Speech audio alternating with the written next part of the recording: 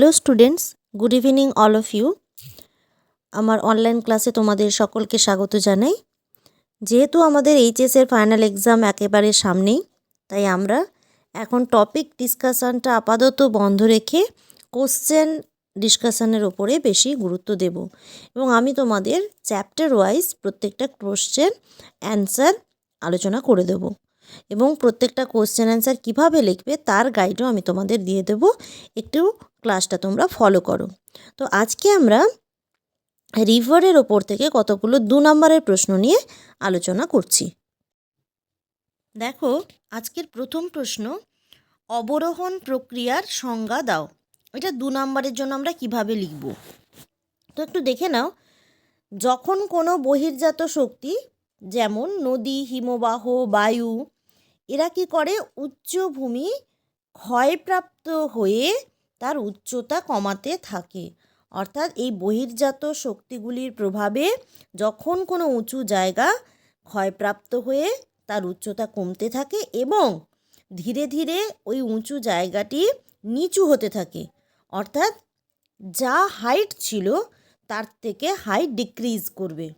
অর্থাৎ কোনো একটা ভূমির উচ্চতা যদি আমি প্রেজেন্ট ডেতে দেখি 10 মিটার, সেটা আজ থেকে 10 বছর পরে দেখা যাবে তার উচ্চতা হয়েছে 8 মিটার, অর্থাৎ তার উচ্চতার পার্থক্য 2 মিটার। এটা কেমন না ডিক্রিজ করেছে, 10 থেকে 8-এ নেমে গেছে। তাহলে এই রকম যদি ঘটনা ঘটে, কার দ্বারা ঘটবে? বহির্জাত শক্তির দ্বারা। বহির্জাত শক্তি বলতে কারা কারা? নদী, বায়ু, হিমবাহ এরা।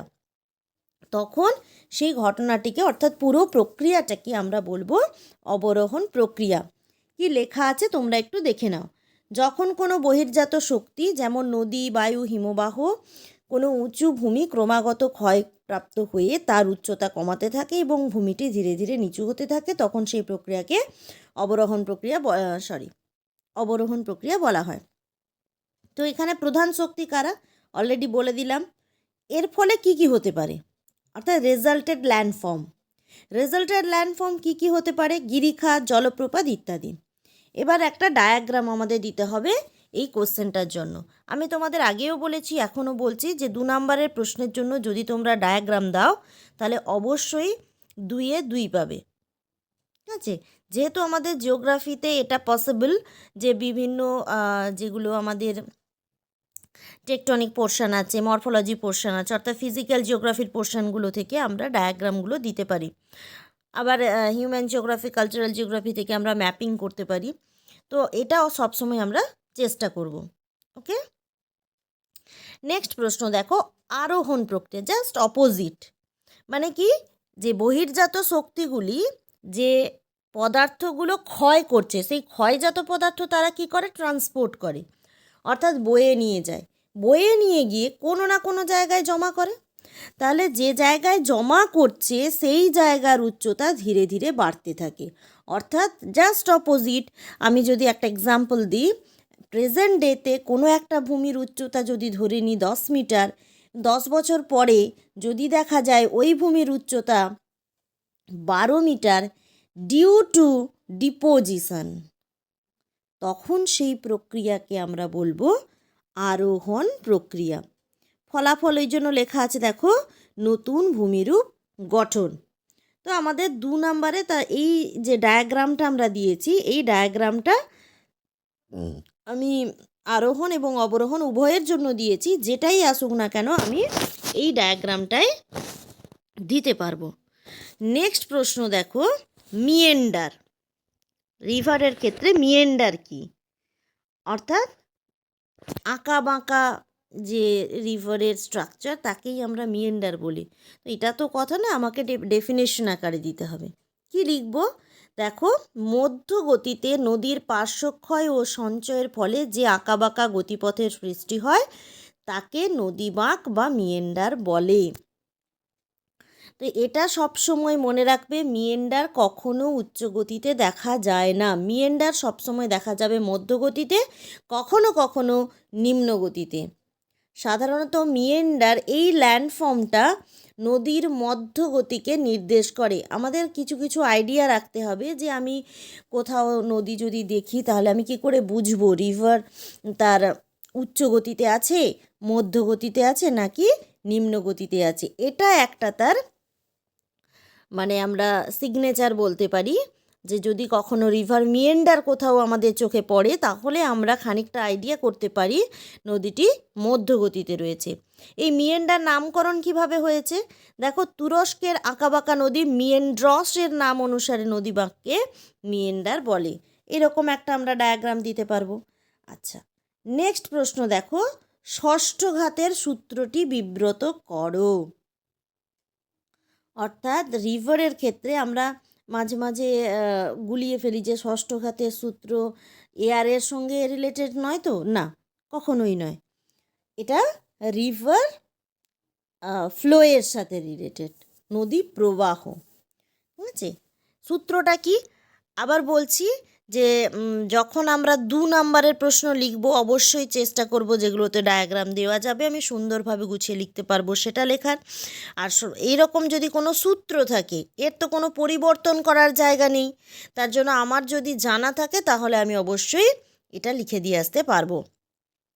আর যদি কখনো মনে হয় যে সূত্রটা আধো আধো জানা আছে, কোথাও কোথাও আমি ভুলে গেছি, তাহলে এটাকে অ্যাভয়েড করারই চেষ্টা করবে।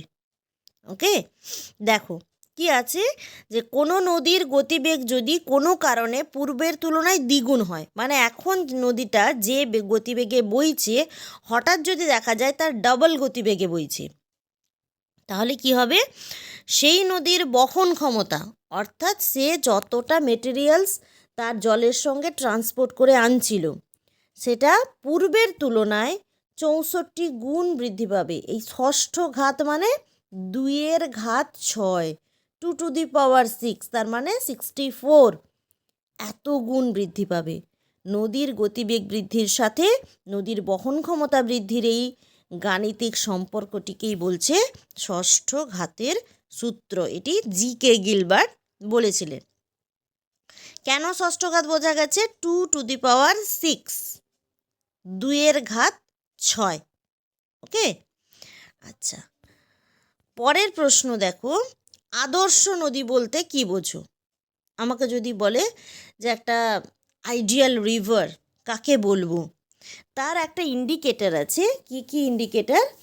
যে যদি নদীতে তার উচ্চগতি, মধ্যগতি এবং নিম্নগতি স্পষ্টভাবে দেখা যায় এবং তার সাথে সাথে কি উচ্চগতি প্রধান ক্ষয়কার্য প্রধান উচ্চগতি, অর্থাৎ উচ্চগতিতে নদীর প্রধান কাজ হয় ক্ষয়কার্য করা, আর মধ্যগতিতে বহন আর নিম্নগতিতে সঞ্চয়, তাহলেই তাকে আমরা বলবো আদর্শ নদী।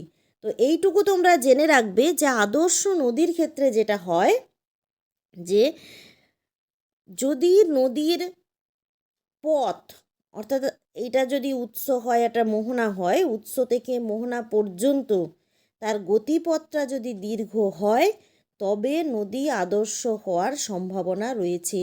যে সমস্ত নদীর দৈর্ঘ্য কম, ছোট ছোট রিভার, তাদের ক্ষেত্রে আদর্শ নদী হওয়ার সম্ভাবনা কম। যেরকম আমরা বলতে পারি নর্মদা আদর্শ নদী নয়, কেন না সে পুরোটাই গ্রস্ত উপত্যকার ভেতর দিয়ে প্রবাহিত হয়েছে, তার জন্য সেই নদীতে উচ্চগতি, মধ্যগতি, নিম্নগতি এতটা প্রমিনেন্ট নয় যতটা প্রমিনেন্ট গঙ্গা, সিন্ধু, ব্রহ্মপুত্র, অ্যামাজন, এই সমস্ত রিভারের ক্ষেত্রে। ঠিক আছে, তাহলে এখন এই 5টা প্রশ্ন তোমরা দেখো, এইভাবে একটু লেখার চেষ্টা করবে। নেক্সট ভিডিওতে আমি আরও 2 নাম্বারের প্রশ্ন নিয়ে আসবো, সেগুলো তোমরা দেখতে থাকো। ওকে, গুড নাইট, বাই, সকলে ভালো থেকো। পরে দেখা হচ্ছে পরের প্রশ্ন নিয়ে নেক্সট ভিডিওতে।